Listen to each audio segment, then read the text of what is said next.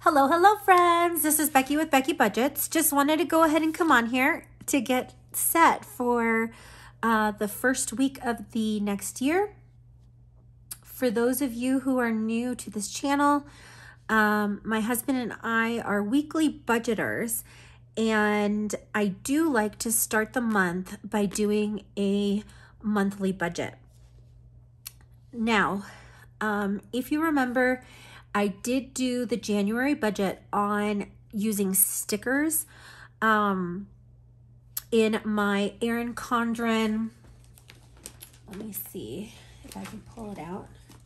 It's my Erin Condren 8.5 by 11 monthly planner. And I did go ahead and buy stickers from Sarah Marie Stickers. I gave it a shot. I kind of liked it, but I didn't think that it was going to be cost effective for us. So what I decided to do was invest in, it's a disc hole punch, which cost me, I think, about $35 on Amazon. Let me know if you'd like me to link that below. And then I literally went into the sale section on Happy Planner and bought the most affordable 8.5 by 11 binder.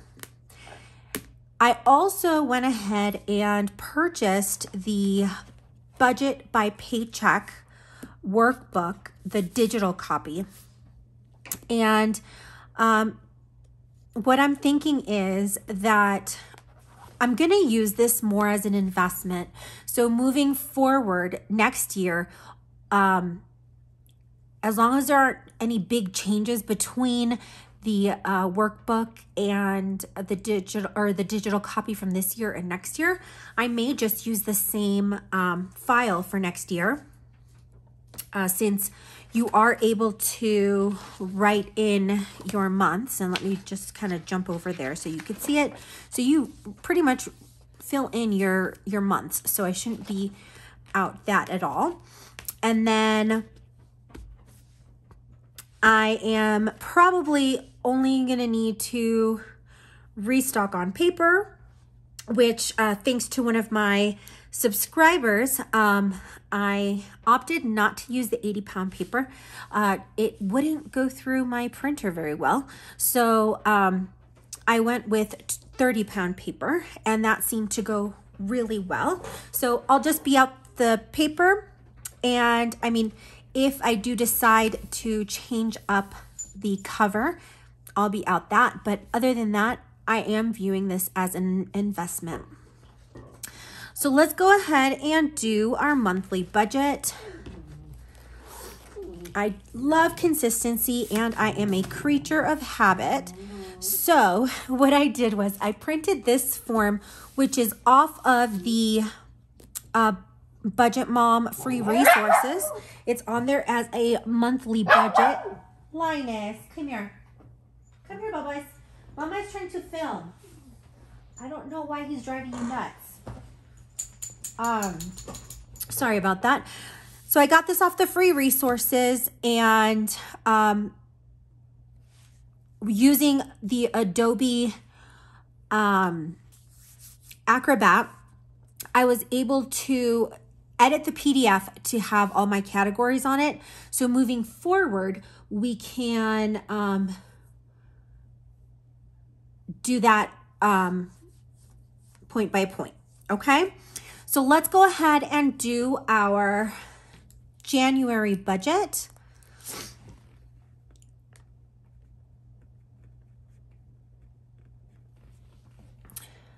My income we have projected as $4,100. We have my husband's income currently at $650 times, and I want to say that we're going to have one that's before the new year. So 1, 2, 3, 4, and 5 paychecks this month. So it's going to be $3,250. and then the $500 that we get from my dad. So when I add those three values together, that's going to give us a total of $7,850. Moving down to our fixed expenses, rent we have set at $2,500. Subscriptions we have at $66. Excel we have at $250. The Apple phone we have at $57. T-Mobile we have at $100. Xfinity we have at $159. Allstate, which is our car insurance, we have at $165. Nationwide, which is our dog's insurance, we have at $154. Now that is due to increase probably in the month of January, since that's kind of the got you month for Leo. We got him in January. So I would have set him up for insurance right when we got him. PostNet, which is kind of like our P.O. box, they are $9.99 a month. So I'm going to go ahead and put $10 there. I'm not going to put a spot for unbudgeted. Now, in the month of January, we are going to need to pay back what it cost to get my husband's car fixed. So, as I had mentioned, his car was not heating up and it was overheating. It ended up being a crack in the radiator lid and the serpentine belt. And we take it to a place called Firestone, which they're very well known for their tires, but they are actually very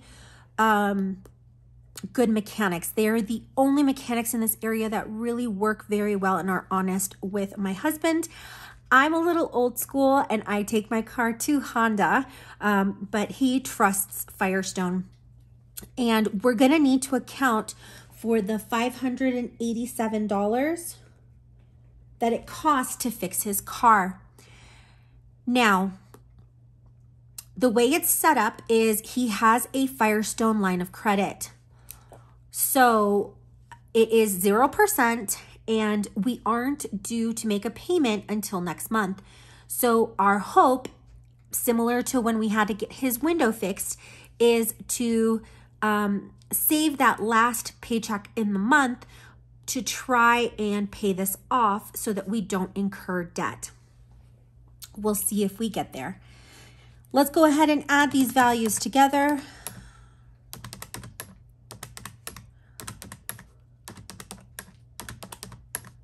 $154, $10, and $587. And that's going to give us a total of $4,048.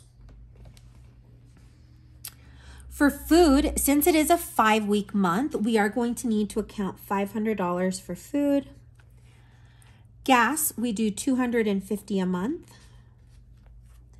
Pets, they are going to get groomed this month, so I'm going to go ahead and put $100 this month and $100 next month.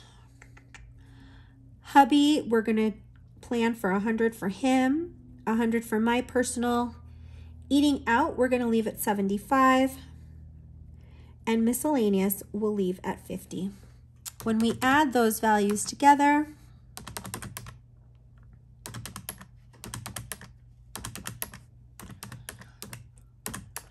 we are left with a total of $1,175. Let's go ahead and double check that.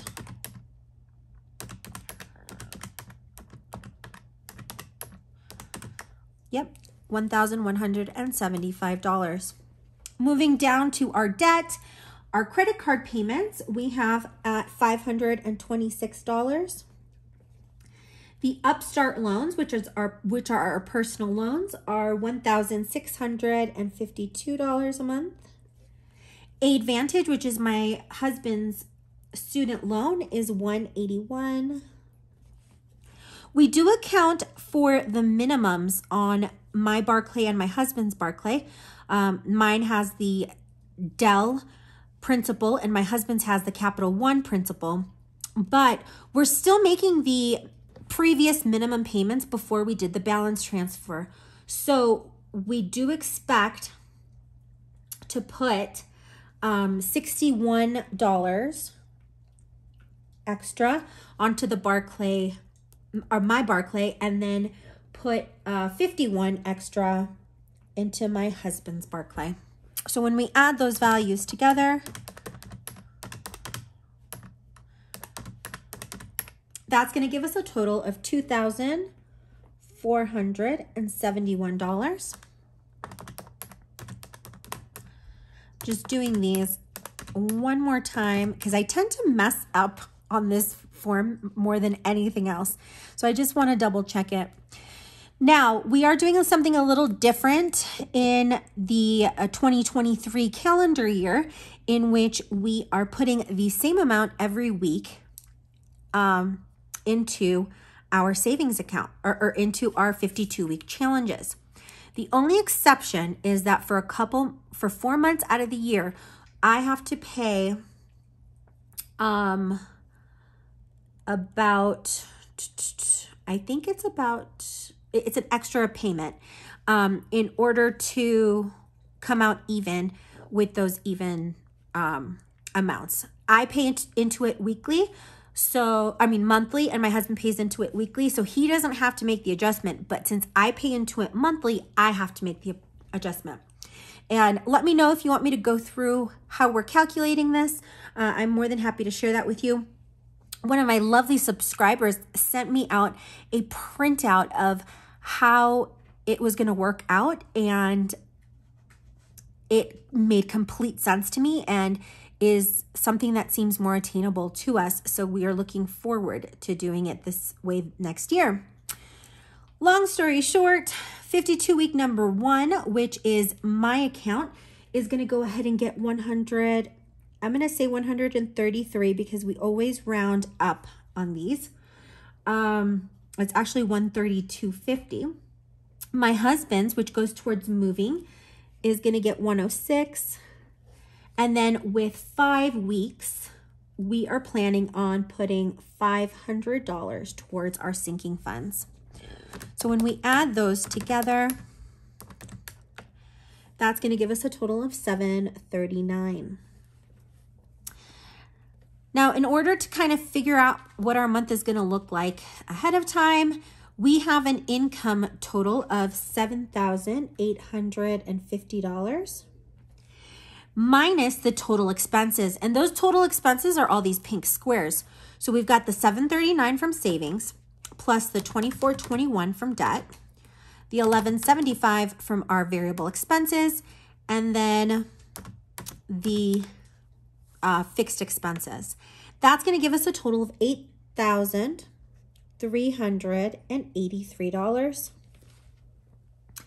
When we take our income, which is $7,850 minus the $83.83, that's going to leave us with a negative $533.